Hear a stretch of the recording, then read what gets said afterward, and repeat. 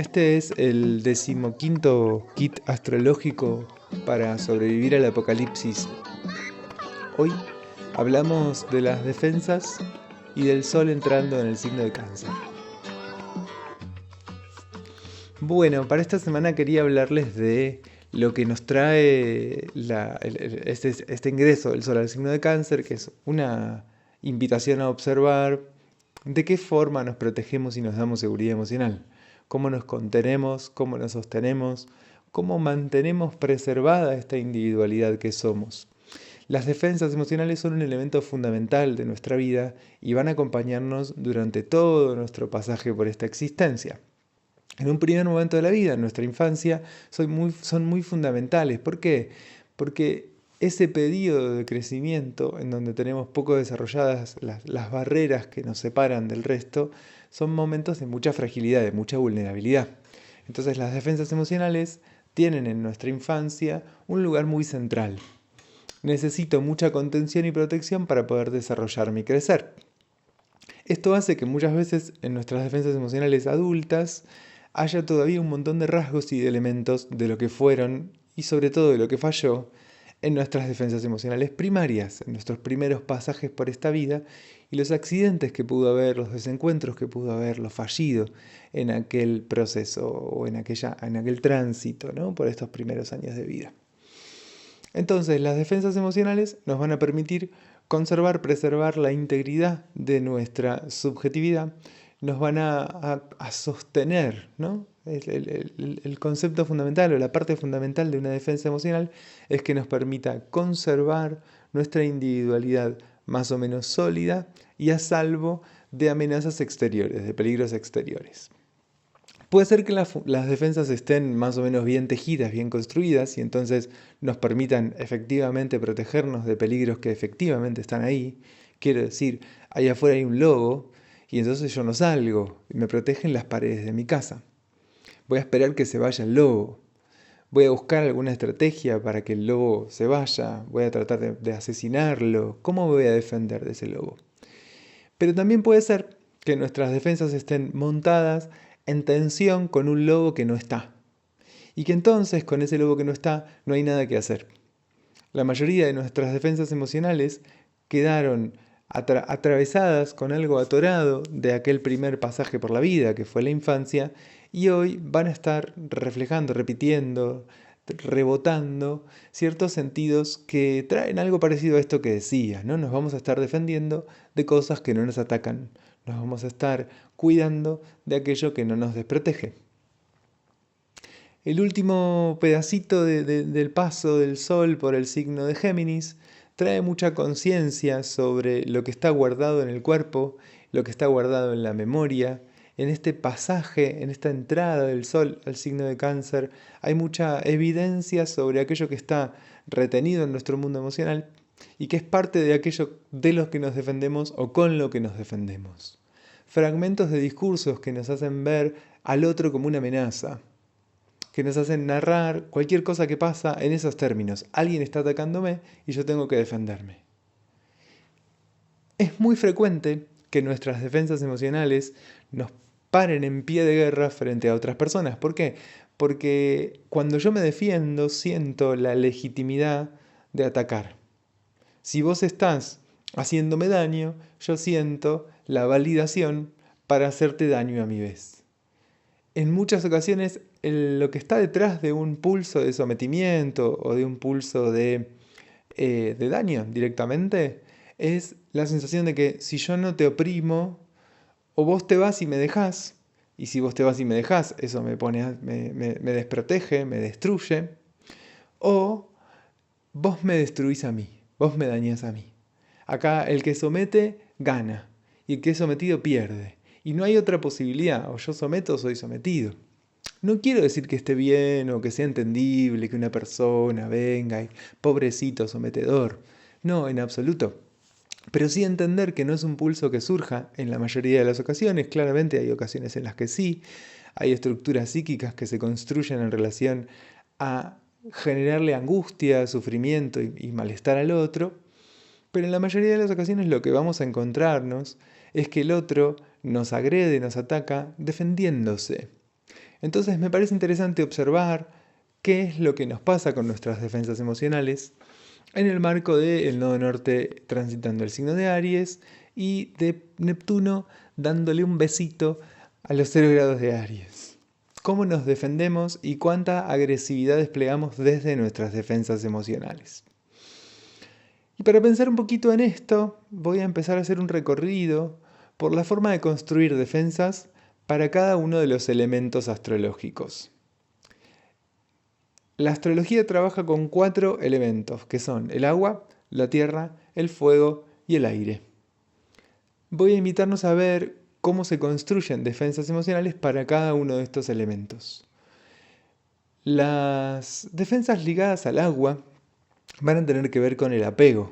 Acá hay algo muy ligado a la retención. Piensen que el símbolo esotérico del agua es un triangulito hacia abajo. Entonces acá nos encontramos con que esa retención, esa incorporación me pone a salvo. En la mayoría de los casos, las defensas emocionales ligadas al agua van a tener un gran referente en nuestra madre. Vamos a buscar a nuestra madre que nos protege, que nos cuida, que nos ampara y que nos refugia. Sea lo que sea que haya sido nuestra madre para nosotros.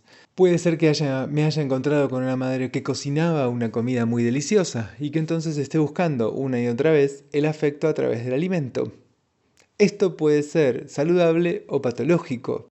Otra forma de construcción de seguridad emocional para el agua tiene que ver con la pertenencia. En tanto yo soy parte de una familia, me siento a salvo, me siento seguro, me siento contenido. Esa contención que me da ser parte de una familia, para el agua es sumamente importante y entonces voy a hacer muchos esfuerzos para ser parte. Cuando el agua es el eje principal de mi construcción de defensas emocionales, voy a intentar repetir, revivir, volver a encontrarme con cosas que hasta acá permitieron a mi linaje sobrevivir, permitieron que mi clan esté acá todavía vivo. Y esto en muchas ocasiones tiene la particularidad de que voy a terminar repitiendo situaciones dolorosas, tensas, difíciles, incómodas, sufrientes. Voy a terminar repitiendo escenas de malestar.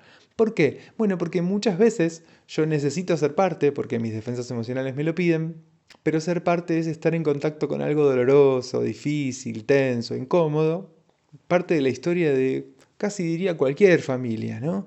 Casi cualquier familia tiene una serie de secretos, una serie de tragedias. Digo, venimos de un siglo XX que fue muy tenso, muy difícil, muy doloroso. Es difícil que nuestros abuelos la hayan pasado bomba y no hayan tenido ningún problema. Y algo de aquellas tragedias, de aquello escondido, de aquello oculto, pesa sobre nosotros. Este pesar para las defensas emocionales ligadas al agua se vuelve un poco insoportable, un poco incómodo. Entonces voy a intentar resolverlo.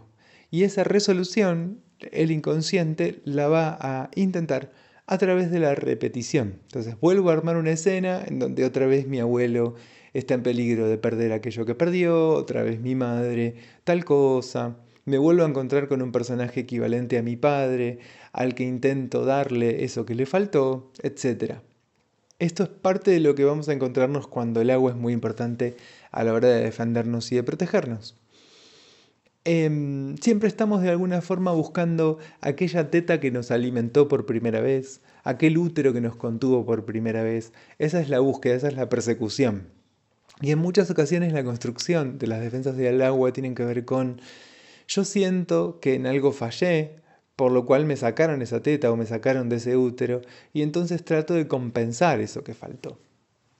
Siempre el agua tiende a buscar encontrarse con el cuidado. O porque alguien más grande que yo me cuida, o porque yo soy quien es grande y cuida. Desde dar ese cuidado, o desde recibir ese cuidado, estoy en contacto con el cuidado y eso me hace sentir a salvo. ¿Y cómo se protege la Tierra? ¿Cómo se defiende la Tierra? Bueno, la Tierra también tiene un símbolo esotérico que es un triangulito hacia abajo, en este caso con una rayita en el medio. La Tierra va a producir seguridad emocional también reteniendo, también atesorando, y ahí a donde el agua atesoraba y retenía memorias, historias, pertenencia a mamá, posiciones en una familia, la Tierra va a tender a atesorar bienes, cosas, objetos, estados, como cierto orden, cierto modo de funcionar de las cosas. La construcción de seguridad emocional en la Tierra va a tener mucho que ver con lo material y con lo concreto. Esto no quiere decir materialistas, esto no quiere decir avaros, tacaños, no necesariamente, y lo material, pensémoslo profundamente ligado a lo afectivo. Entonces, ¿cuál es la materia que cuenta para estas personas? Bueno, la materia afectiva en última instancia, que puede representarse en un salario, que puede representarse en propiedades, que puede representarse en dinero líquido, que puede representarse en una casa, que puede representarse de una variedad de formas. Voy a decir en este punto que las defensas tienen una particularidad que es que aciertan y fallan al mismo tiempo. Funcionan lo suficientemente bien como para protegernos, pero siempre dejan baches, agujeros de desprotección, que es parte de lo que hace a cualquier subjetividad humana. Entonces, podría decir algo así como que nunca voy a tener suficiente si mis defensas emocionales son en tierra, nunca voy a tener esa sustancia suficiente para sentirme completamente a salvo. Si mis defensas emocionales son en agua, nunca voy a tener la cantidad de afecto que necesitaría para sentirme a salvo, el apego que me permitiría sentir contención y seguridad. Voy a acercarme a eso y voy a permitirme producir subjetividades o identidades más o menos estables, pero nunca del todo completas, por decirlo así. Nunca va a estar, repito, la sustancia suficiente para que yo me sienta completamente a salvo. Esto con ninguna de las defensas, ni con las de fuego ni con las de aire. Bien, entonces la Tierra busca la solidez de lo que permanece. Y puede ser que yo encuentre el cobijo y la contención siendo sostenida. Entonces acá hay algo muy de los bienes heredados, o de una relación con mi entorno, con la naturaleza muy pródiga, muy hermosa, y estoy ahí entre las plantas, y eso me da una sensación muy profunda de contención, de seguridad, de calma y de armonía. O puede ser que yo me encuentre con el hecho de sostener como aquello que me da seguridad. Fíjense, también con el agua estaba lo activo y lo pasivo, ¿no? Entonces, cuando yo soy la que sostiene, o el que sostiene, voy a sentir seguridad emocional en hacer el esfuerzo, en poner, en producir, en generar, en crear, en hacer y sobre todo en sostener a través del esfuerzo. El esfuerzo va a ser un punto de seguridad para mí. Si no estoy haciendo el esfuerzo, me siento medio tambaleante, un poco incómodo.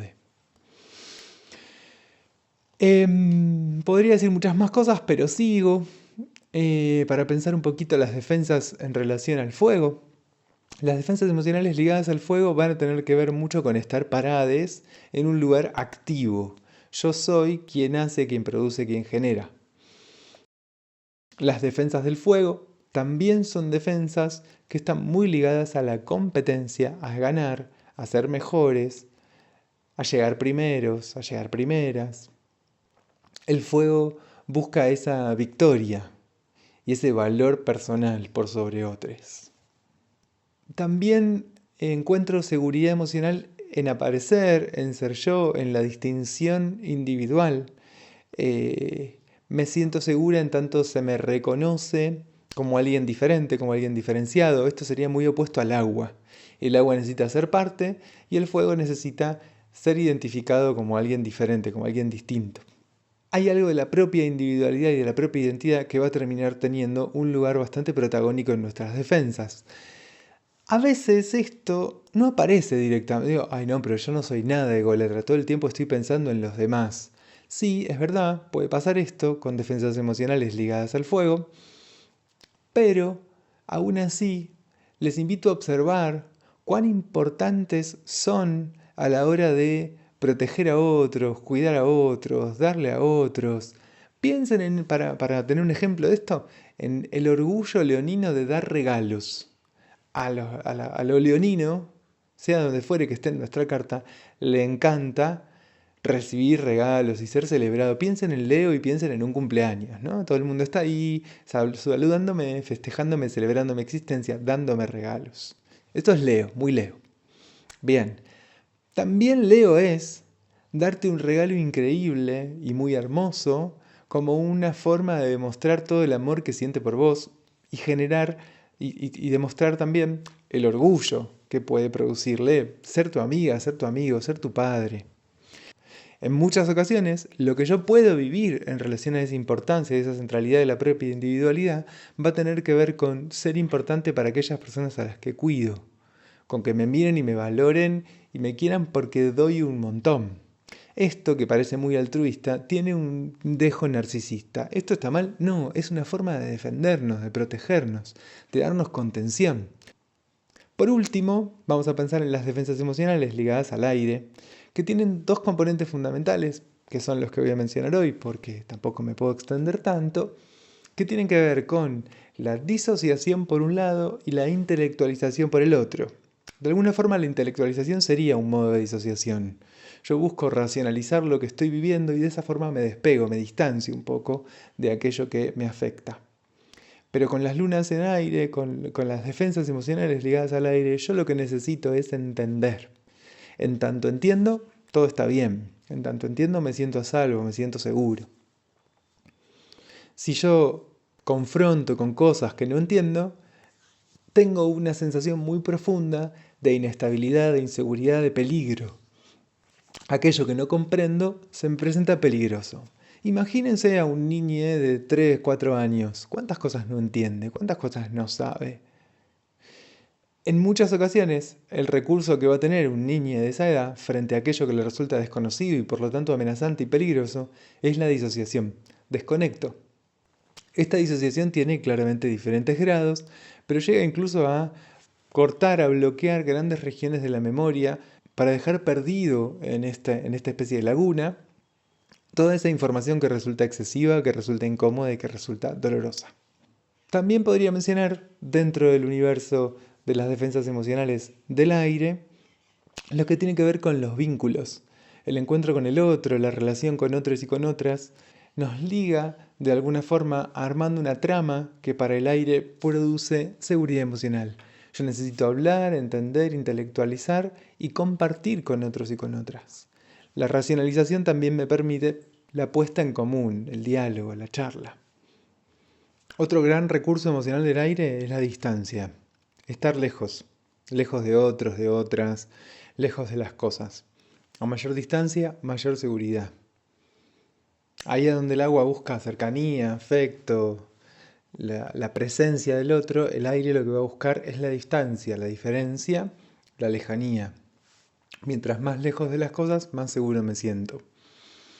Esto es un recurso emocional muy habitual y en nuestras épocas se escucha mucho algo de esto, ¿no? Como que aparece por ahí en el gosteo o que aparece en te escribo, pero finalmente nunca concreto el encuentro. ¿Y qué podemos hacer con nuestras defensas emocionales? Bueno, en principio ser conscientes. Ser conscientes de las estrategias con las que logramos mantenernos a salvo, mantener nuestra integridad, mantener nuestra individualidad más o menos cohesionada y sólida. Algunos de los gestos que hacemos para protegernos y cuidarnos van a ser muy saludables, muy potentes, muy ricos, y otros van a ser gestos que van a destruirnos, que van a atentar contra nuestra integridad. Hay que ver cuáles puedo suspender, cuáles puedo dejar de lado, cuáles puedo mejorar, por decirlo así, qué otras defensas puedo incorporar que me permitan sentirme más seguro y desde ahí reaccionar menos. Frente a la defensa emocional del otro, yo solo puedo retirarme, dejar con el otro lo que es del otro y quedarme con lo propio. Esto es una forma muy profunda de poner un límite. Es el límite que dice, esto es lo mío y yo lo asumo y eso es tuyo, quédatelo. En muchas ocasiones, algo de lo que nos dice el otro en su desborde de agresividad tiene un punto de razón. Nos está señalando algo que hicimos sin darnos cuenta, que no le hizo bien, que le dolió, que le lastimó. Y es interesante escucharlo y poder asumir la responsabilidad sobre esto que hicimos. Pero hay un punto del modo de defenderse del otro que es del otro, que no tiene nada que ver con uno. Por más que sea una escena en donde uno dijo o hizo algo que dañó y que lastimó, esto que le pasa al otro es algo del otro. En muchas ocasiones las defensas emocionales nos llevan también a armar relaciones en donde aparece el sometimiento. Quiero detenerme un poquito en esto específico que puede aparecer en defensas emocionales ligadas a la tierra o al agua, pero que en general son cosas que aparecen ligadas a las defensas emocionales y me parece interesante detenerme a observar cuándo construyo relaciones de sometimiento por miedo a que esa otra persona se vaya, y ahí aparece el apego del agua, y ahí aparece la retención de la tierra, o por miedo a que esa persona me someta a mí, tenga ella el control sobre mí. En muchas ocasiones también el sometimiento va a ser parte de algo que me permite entender la escena y saber qué puedo esperar y qué no. Si yo la dirijo, si yo la manejo, esta escena se vuelve más clara y más entendible para mí. La motivación de generar esa relación de sometimiento puede venir desde un montón de lugares. Lo interesante es observar cuándo puedo ceder la defensa y cuándo puedo entonces encontrarme con el otro. Del mismo modo, y aunque resulte paradójico, muchas veces yo me acomodo en situaciones de sometimiento porque hay algo de esa relación, de estar en esa posición, que me da cierto lugar de seguridad. Esto no quiere decir que la responsabilidad esté en quien padece el sometimiento. Quien tiene la responsabilidad en la escena es quien somete. Está bueno dejarlo en claro y tenerlo en claro. Toda situación de sometimiento implica un desequilibrio e implica un flujo de daño que es innecesario. Pero también implica una situación que nos resulta, de algún modo u otro, más o menos estable, conocida y, por decirlo de alguna forma, cómoda. ¿Esto qué quiere decir? Que nuestras defensas emocionales incluyen algo de este tipo de vínculos. Y que los vínculos en donde hay un encuentro más profundo, más prodigioso, son encuentros, son vínculos que van a implicar un desafío mucho mayor. Evaluar la responsabilidad subjetiva en las escenas de sometimiento es muy difícil, porque tiendo a pendular entre la culpa y la victimización. Y en los dos extremos me quedo en un lugar en donde no puedo hacer nada. O me someten porque yo hago o dejo de hacer tal o cual cosa, o me somete porque el otro es malo. Encontrarme con ese lugar en donde hay una responsabilidad y yo puedo operar sobre la escena de sometimiento es lo que nos permite la liberación. Hasta que yo no registro que la única posibilidad no es el sometimiento, no soy capaz de encontrar otras vías. Es posible desarmar estas relaciones de sometimiento en tanto y en cuanto nos ligamos, nos vinculamos y nos relacionamos con otros y con otras que nos puedan ayudar en ese proceso de liberación. Siempre la liberación es con otros y con otras.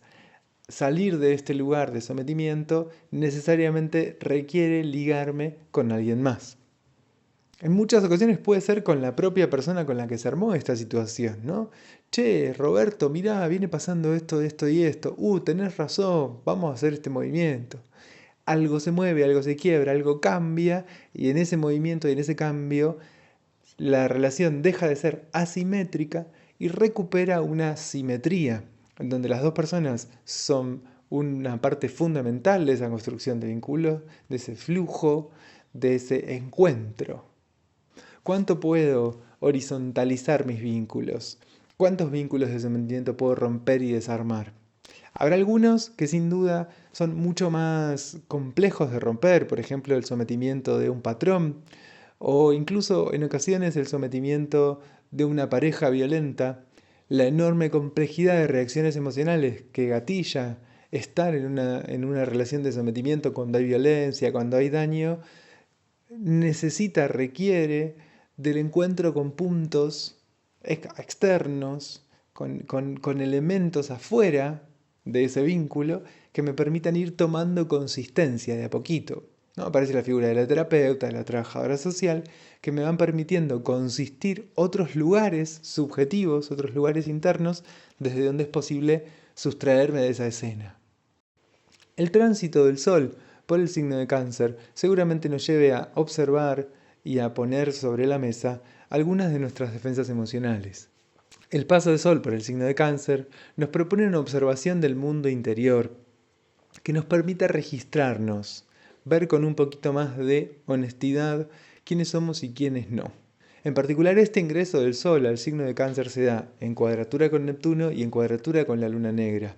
Ese tránsito, esa oposición, la venimos trabajando hace tiempo y trae algo bastante transformador y revulsivo y también convulsivo de nuestro imaginario, de nuestro mundo emocional y de las estrategias con las que nos defendemos. También Neptuno habla de las defensas emocionales.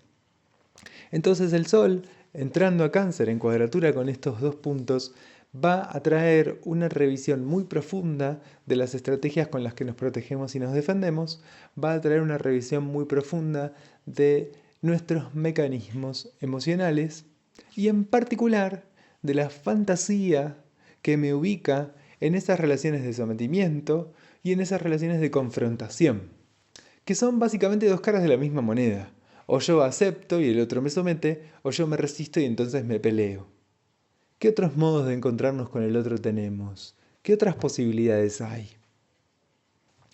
Siempre será interesante trabajar con nuestras fantasías para ver cuándo realmente estamos en contacto con algo que nos está pasando, que efectivamente nos está pasando, y cuándo estamos produciendo fantasiosamente una escena.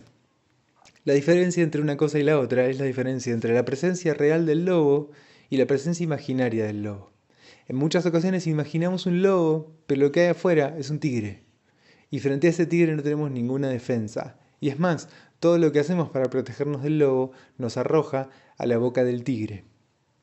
Distinguir realidad y fantasía es un punto fundamental en el trabajo con nuestras defensas emocionales.